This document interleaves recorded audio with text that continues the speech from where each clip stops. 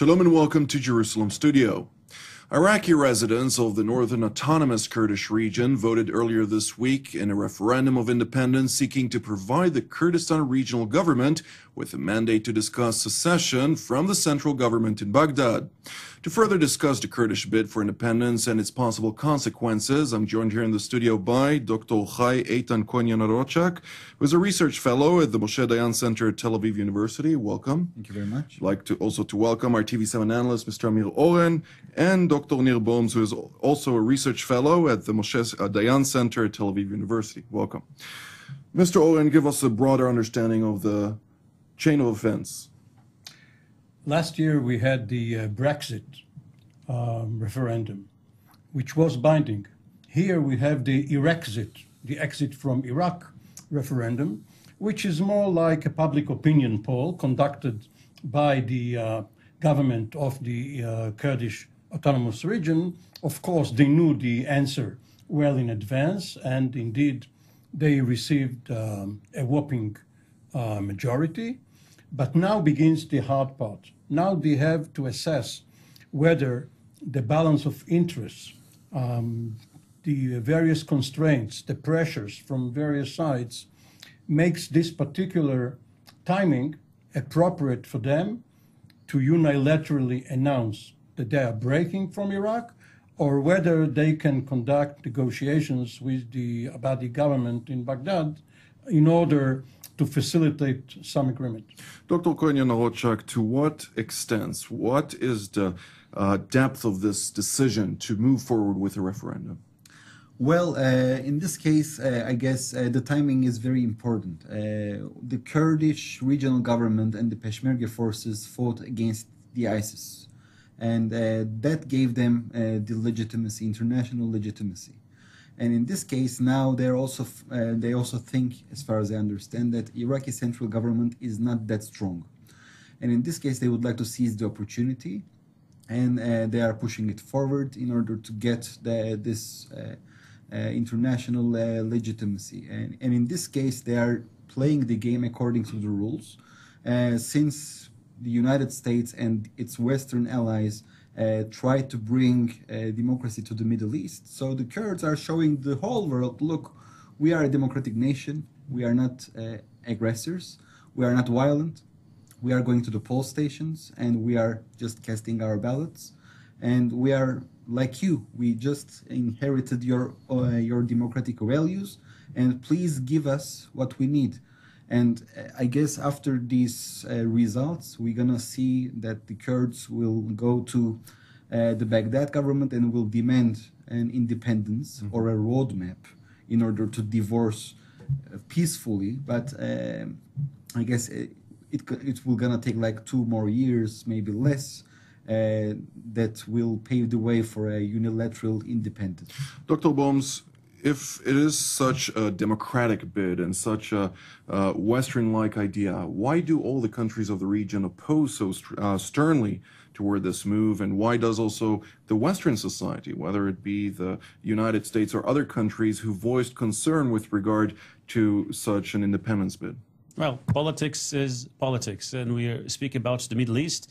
We speak about the Middle East that had seen a fair share of lack of stability, and some of the players around Kurdistan or around the KRG region are very much in the midst of this lack of stability, in the midst of some of the proxy war in Syria, in the midst of lack of stability elsewhere. And if another dimension of tension may enter into this mix, and of course we'll speak about, as I assume, the Turks on the one hand, the Iranians, who certainly do not like it for their own reasons, and they'll have more opportunities or more reasons to have opposition, perhaps a military opposition, which eventually will give them a confrontation with some of their Western allies. And then we have another reasons for war in a region in where the Western allies as well are trying to struggle for stability, and they're basically saying, look, be careful, there is a status status quo. It's sort of working.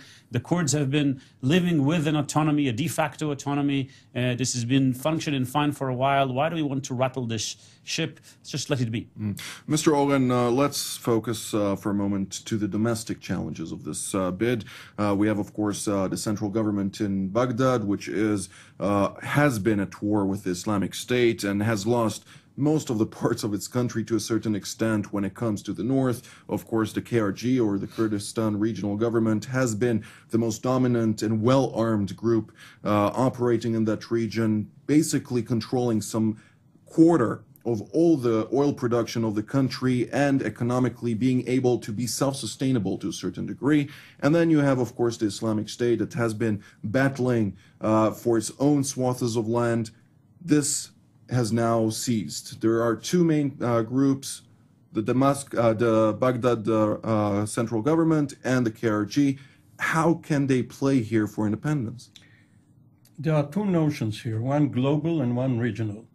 The global notion is one of secession. And we had cases, Katanga in Congo and Biafra in Nigeria.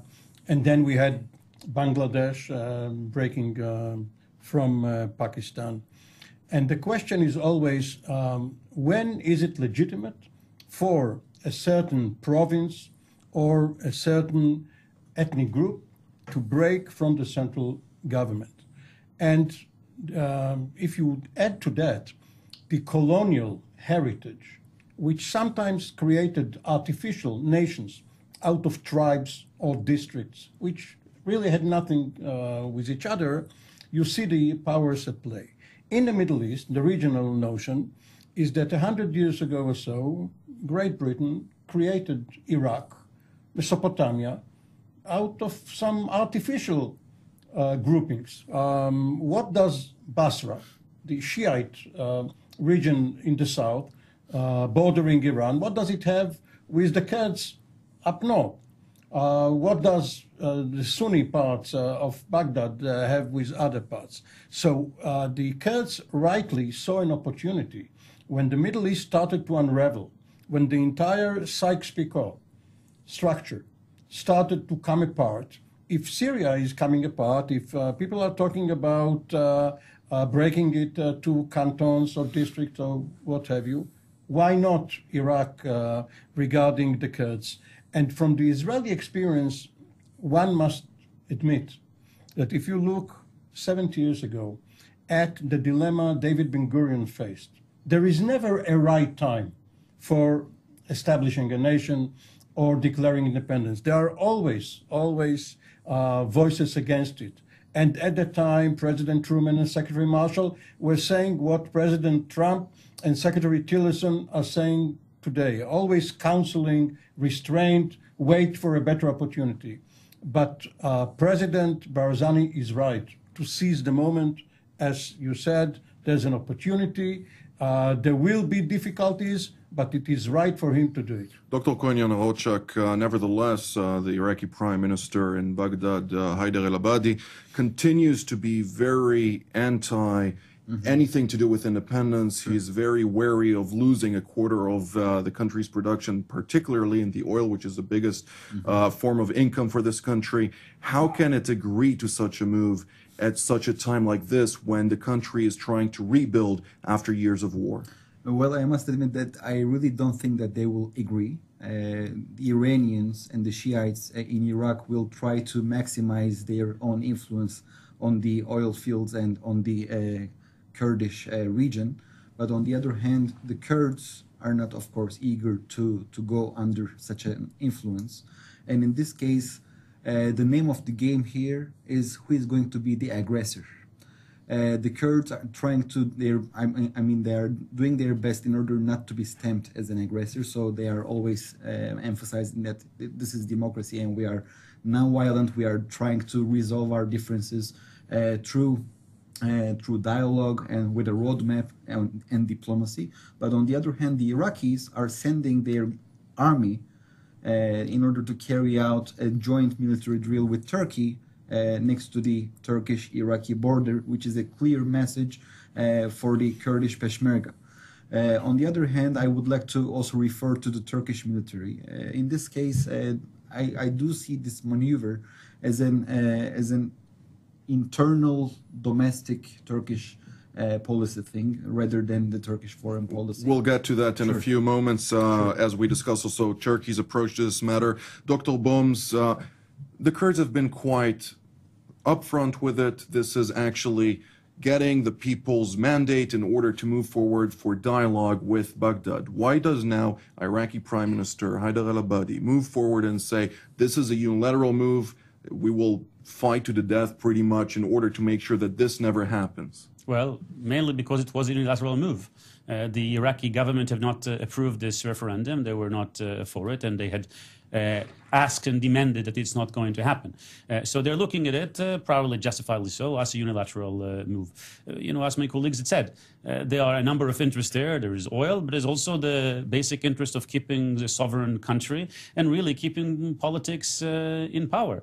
If we're going to have a secession of one region, then we'll have other regions. Iraq is also far from being united or homogeneous for that matter. And all of that certainly gives the Iraqi government a good reason to say stop, particularly also because the Kurds are aligned with the West.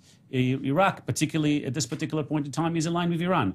These two interests, again, collide. And therefore, the Iraqi response is certainly one to be expected. But again, talks is cheap. Then the issue is what's going to happen next. Well, Mr. Olin, we're already hearing, of course, about the joint maneuver between Turkey and the Iraqi militaries, which was already one step in the direction of conflagration to a certain extent. And we hear also, both from Ankara and Tehran, a massive support to the government, the central government in Baghdad. How do we see this actually evolve to the point where they actually come and might actually wage war? We can't really predict because it's not linear. Today's coalition could tomorrow turn into bitter enemies. The Kurds, along with the Iraqi army and certain militias and forces, fought side by side to liberate Mosul. And Mosul is one of the biggest prizes still in contention because it's not singularly Kurd. It has many ethnic groups. There is also, of course, the question of who is going to govern which block in the city. But nevertheless, the alliances shift. And today, Turkey is probably an ally of Haider al-Abadi. We also have the talks between Russia and Turkey, Putin and Erdogan. But then again, Putin plans to be against Iran the day after tomorrow, when the fight over Syria is going to heat up once Bashar Assad stays in power for good. So I wouldn't see too much into it, but I would point out, if I want to go back to my example of establishing Israel 70 years Please. ago. In the Declaration of Independence that David Ben-Gurion read, he mentioned that the Jews, that is the Israelis to be, fought in World War II alongside the Allies, the so-called Jewish Brigade Group. The analogy is to the Kurds fighting against ISIS. They won the right to independence. They also won arms and other support, but they won the right to get their independence because they were the most skilled, the most effective group fighting on the side of the coalition on the ground. So it will be very hard, even though the Americans are now saying, please don't do it, wait. It will be very hard for the Americans to go head-to-head against them. Dr. Cohen Yanarocak, when we're talking about Turkey, a country that actually all of the economic dealings of the Kurdistan regional government go through the Turkish territorial lands, whether it be the pipelines or the other angles. There are about 1,300 Turkish companies currently operating within this Kurdish regions. What is this domestic issue that you're talking about that is challenging the Ankara government from moving forward and actually accepting a Kurdish country. Okay, nowadays Mr. Erdogan is strengthening his position at home thanks to an alliance, and this alliance is forged with the Turkish nationalists. Nowadays there is an opposition in that camp, and Mrs. Meral Akşener, who is a very charismatic figure, is going to, as far as I understand, she's going to establish a new political party. And according to the latest surveys, she is already getting a very high statistics, and this is frightening Mr. Erdogan. So when it comes to the nationalist Turks, when there's a problem with the Kurds, if you're going to, be the Turkish hero, if you're not going to let the Kurds to have their own states, or if you're going to impose on them some sanctions, if you're going to punish them, and if you're going to make some populistic statements, so it will turn as a very good result in the ballot box for Mr. Erdogan. So in this case, maybe in the short run, he's against the Kurdish independence, but in the long run, I really believe that it's for the Turkey's interests such a state, and I can justify this point of view by stating that this newly potential Kurdish state will be bound to Turkey by all means, because this KRG, the Kurdistan Regional Government, is a landlocked entity, and it's very much dependent to Turkey. And they would like to become a part of the West, and they don't want to become a part of the East. And when we are looking at the map, what do we see? In the West, we have Syria. In the South, we have Iraq. And in the East, we have Iran. And only in the North, we have Turkey. So in this case, the Kurds are naturally see Turkey as a member of NATO and as a member of the Western camp, and they do all in order to become aligned with this country. And one more thing, despite the fact that the Kurds are not defining themselves on the basis of religion and sects, the Kurds are Sunnis, and they are more closer, to Turkey, because the Turkish state is also a Sunni state. And in this respect, Turkey would like to see a closer relationship with KRG, but on the other hand, it doesn't want to see the Iranian Shiite influence coming to KRG, and that's why Turkey wants to keep the status quo. It doesn't want to see a change, but it also doesn't want to see a very hard and blunt Baghdad's government influence in the north of the country. Well, of course, also there is a very small Kurdish population of Shiites in Iran, but Dr. Boms, when we're talking about Masoud Barzani, the president of the Kurdistan Regional Government, we're talking about a person who has had very good relations with Turkey, specifically also with the government of Ankara. He was or received an honorary citizenship from Turkey years ago and has been aligned with Turkish policy for many, many years, which has actually deteriorated his position with the Kurds in Turkey itself and to a certain extent also in Syria. How do you see this different approach to the Turkish government influencing what is happening today in Erbil and the other Kurdish cities? Well, to continue what my colleague just spoke about, there are a number of important issues between the KRG and Turkey, and one of them is also the Kurdish community in Turkey. And the Kurdish minority in Turkey is a part of this dynamic and a part that helps explain the Turkish policy, because again, part of it is understanding that every time we attempt, particularly in the Middle East, to change the status quo, we are risking ourselves in another war. And Turkey had seen a very active Kurdish resistance, a very active separatist movement, and they certainly would not like to strengthen that, particularly if it will come on the expense of Turkey. It's different if it comes on the expense of another Kurdish independent state that at some point Erdogan could say, well, look, if you want to really be an independent Kurd, just go there, just leave us alone. You were talking also about the alignment between the central government in Baghdad and the Islamic Republic of Iran. Give us a little bit of an understanding. How much of a challenge is this move for the Islamic Republic? Well, if we have a new country in the Middle East, that is Western, that is armed by the Americans, that will very quickly will have alliances with some of the countries that, including Israel, that Iran is very much on the other side of. It's a very difficult issue for them. They have weapons, they have support, and this is really a very big victory for the other side. So this is about the axis that is pulling together and saying, no, we have to prevent it, perhaps at all cost.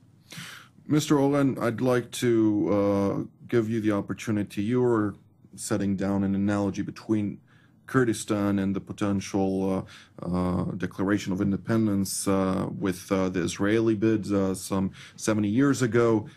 What are the chances of the Kurdish government actually stepping up and saying, okay, we wanted to provide ourselves with a mandate to talk with Baghdad, but they refused, so here we are and we're declaring independence? I think the chances are very good that after a year or so of going through the motions, and of course, provided that the situation in the Middle East in general and in Syria in particular is favorable to them, they will do it. And partly this is because they do see Israel as an example. Israel, since the early 1960s, when, as one former Mossad officer said, Mullah Mustafa Barazani was penniless in Paris, didn't even have money for a cup of tea when he knocked on the door of the Israeli mission and asked for help. And obviously Israel did connect with the Kurds, and you mentioned the Iranian-Kurdish relationship now. At the time, of course, under the Shah, it was very useful for the Shah, as it was for Israel, to distract Iraq on the Iraqi-Iranian border, thereby enabling Israel to be relatively free of Iraqi expeditionary forces during its wars. Now, over the last couple of years, there were several statements by Prime Minister Netanyahu, several ministers, outgoing Deputy Chief of Staff of the Israeli Defense Forces, General Yair Golan, who not only came out for independence for Kurdistan, but also for the PKK. He went much further than any other official. And only this week, the former Director General of the Foreign Ministry and the former Ambassador to the UN, Ron Prosor, had an op-ed article coming out strongly for Kurdish independence. So Israel does see Kurdistan as an ally, and there is some reason for it too. Iraq is the only Arab country not to have signed the armistice agreements in 1949. There was some hope after Saddam Hussein was toppled that this will be rectified, but the Americans were not able to do it. So Israel has no stake in Iraq staying as a country, even though, of course, it doesn't want Iran to overtake it. But Iran does have influence on Baghdad anyway. So from the Israeli point of view, let there be a Kurdistan. Dr. Cohen Yanarocak, when we're talking about the potential declaration of independence, if the negotiations fail, how would Turkey react to that? Okay, in the long run, we may see sanctions. They already closed down the Habur gateway, the land border. But still, we have the Turkish Airlines flying from Istanbul to Erbil. And in this case, we have seen also before, like the Turkish government shut down the border in order to punish the Kurdistan regional government for like 2 weeks, 3 weeks. We may see such a thing. But in this case, nobody is talking right now in Turkey closing down the pipeline. I mean, maybe people will not pass the border, but eventually the oil will pass.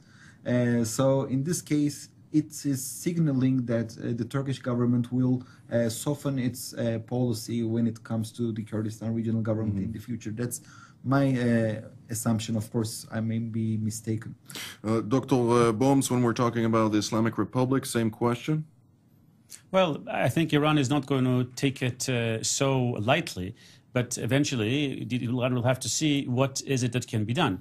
If they'll decide to act militarily and then again risking another front, it's maybe something very difficult for them. We have to again take something in mind, at least in perspective.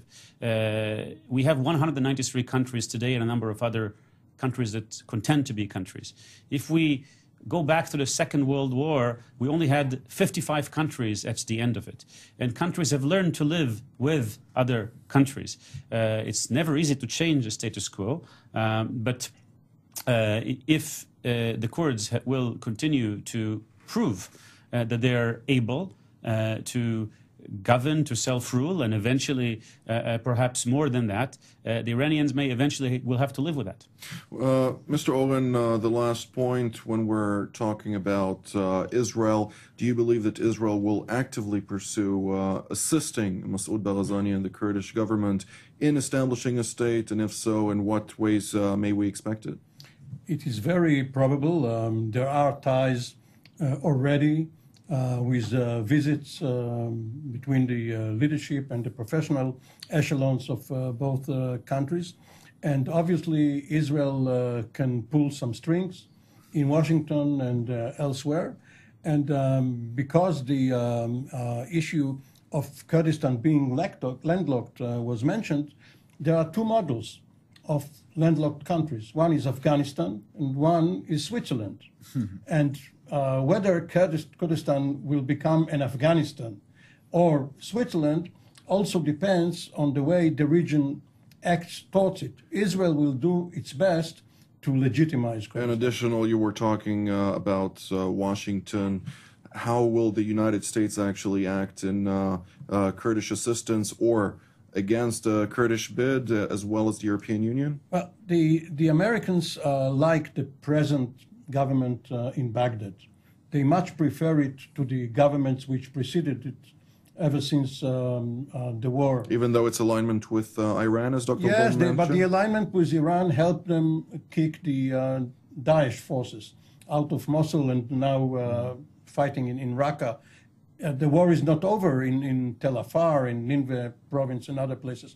But nevertheless, they like Abadi and they don't want to undercut him. So their declarations are in line with his policy. But once it's a fact that Kurdistan is there to stay, they will support it. Another actor that we didn't talk about in borders, Iraq, Syria, Dr. Bums?